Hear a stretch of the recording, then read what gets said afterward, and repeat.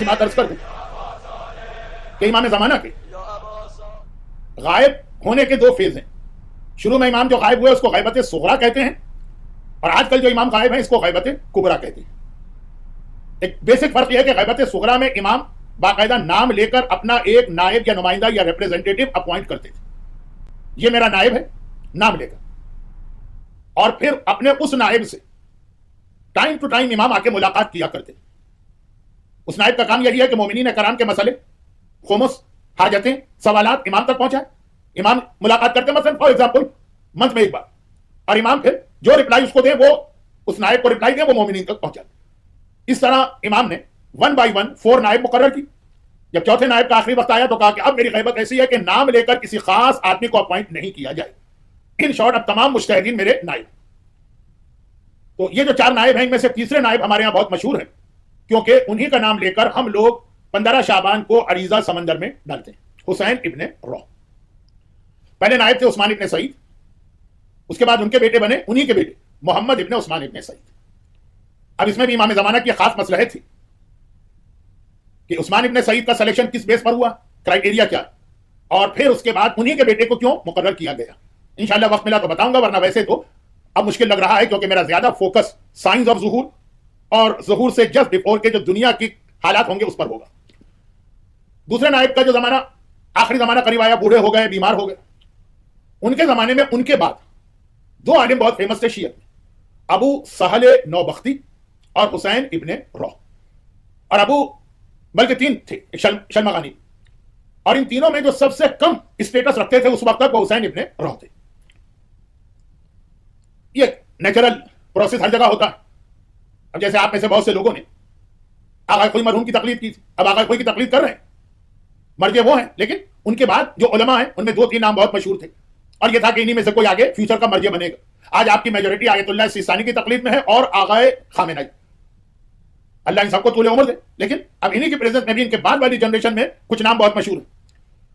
تو اس وقت بھی یہی تھا کہ دوسرے نائب کے زمانے میں 3 شیعہ عالم بہت مشہور تھے, جن میں سب سے کم جو پبلک فیگر تھی وہ حسین ابن روح کی تھی, اور پہلے 2 ابو الحسن شلمغانی اور ابو سہل نوبختی بہت مشہور تھے. جب دوسرے نائب کا آخری وقت آیا تو ابو سہل نوبختی جو کہ بہت ہی فیمس تھے وہ ان کے سرہانے بیٹھے تھے, حسین ابن روح ان کے پائتی بیٹھے تھے پیروں. بالکل دوسرے نائب دنیا سے جا رہے ہیں آنکھیں کھولی, اور ایک مرتبہ کہا کہ ابھی زمانے کے امام نے مجھے یہ آرڈر دیا کہ میرے بعد حسین ابن روح تیسرا نائب بنے گا. بھائی یہ سننا تھا, جو سرہانے بیٹھے ہیں جو سب سے فیمس ہیں, جن کے چانسز سب سے زیادہ ہیں نائب امام کے, کھڑے ہو. وہ پائتی گئے, حسین ابن روح کا بازو پکڑ کے ان کو لا کے سرہانے بٹھا دیا, خود جا کے پائتی بیٹھ گئے. یعنی جملہ میں غلط کہہ رہا ہوں, غلط جملہ کہہ رہا ہوں, لیکن ٹائم بہت ہو گیا اس لیے بات کو کمپلیٹ کرنے کے لیے کہ ایک طرح سے رائٹ بن رہا ہے ابو سہل نوبختی کا, ڈیزرو وہ کرتے ہیں, لیکن امام نے نام لے لیا حسین ابن روح کا without any hesitation, without any questioning, without any doubt. وہ جا کے پیروں پہ بیٹھ کے دوسرے نائب کے اور حسین ابن روح کو سرانے بٹھا دیا. امام کا حکم آ گیا, ختم, آرڈر از آرڈر. اچھا جو اس گروپ کے جو تیسرے نائب تھے, جب ان کو تیسرے عالم تھے, جب ان کو یہ پتا چلا شلمغانی کو, وہ ناراض ہو گئے امام سے. امام نے ظلم کیا, رائٹ میرا تھا, اس کو کیوں بنا دیا نائب؟ وہ بالکل اگینسٹ چلے گا شیعت کے بھی, امامت کے بھی, اسلام کے بھی.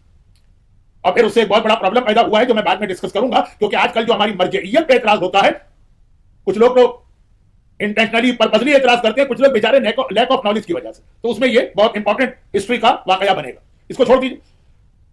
بعد میں کسی نے ابو سہل نوبختی سے ایک سوال کیا کہ دیکھو رائٹ تمہارا, نالج بھی تمہاری زیادہ ہے, سروسز بھی تم نے زیادہ دی ہیں امام کو, پائٹی بھی تمہاری زیادہ مشہور ہے, ڈیزرو تم کرتے ہو, تمہیں اگنور کر کے امام نے ان کو کیوں نائب بنایا؟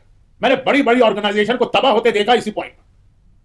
رائٹ ہمارا ہے, وہ کیسے پریزیڈنٹ بن گیا ہے, بس ہم اس کے اگینسٹ. میں نے بڑے بڑے ملکوں کو تباہ ہوتے دیکھا ہے. اب چونکہ آپ جمال پور اور تاج پور کے رہنے والے ہیں تو آپ کے لیے گجراتی زیادہ مناسب ہے, گجراتی مجھے آتی نہیں, ورنہ ہمارے اردو میں ایک شعر, نیرنگ یہ سیاست دورہ تو دیکھیے منزل انہیں ملی جو شریک سفر نہ تھے. یہ پالیٹکس میں یہ ہوتا, جس نے کوئی اسٹرگل نہیں کیا وہ تو بن جاتا ہے لیڈر, اور بیچارہ ساری زندگی سیکریفائس کرنے والے کو اٹھا کے دودھ میں سے مکھی کی طرح نکال کے پھینک دیا جاتا.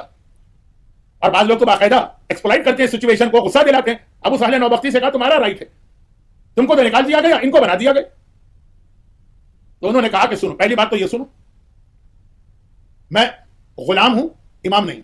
غلام کا کام ہے کہ جو آقا کہے آنکھیں بند کر کے مانے. سوال کرنا, وائے, کوسچننگ, فلسفی, لاجک کے غلام کا کام نہیں ہوتا. امام نے کہہ دیا وہ کافی ہے, میرے دل میں بھی نہیں آنا چاہیے کہ ایسا کیوں ہوا.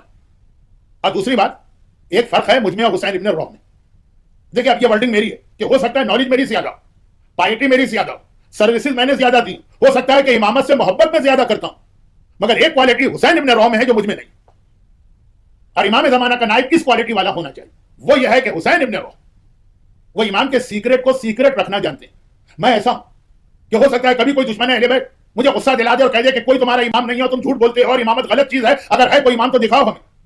تو میں جوش میں آ کر اسے بتا دوں کہ اس وقت امام کہاں, امام غائب ہیں, دشمنوں سے اپنے آپ کو سیکرٹ رکھنا چاہتے ہیں. میں جوش میں آ جاؤں, غصے میں آ جاؤں. کبھی ایسا ہوتا ہے نا کہ آدمی کہتے اچھا تمہیں یقین نہیں آ رہا امام, آؤ میں بتاتا ہوں تمہیں اس وقت امام یہاں بیٹھے. نائب یہ جو شروع کے 4 نائب تھے ان کو تو پتا تھا کہ امام اس وقت کہاں.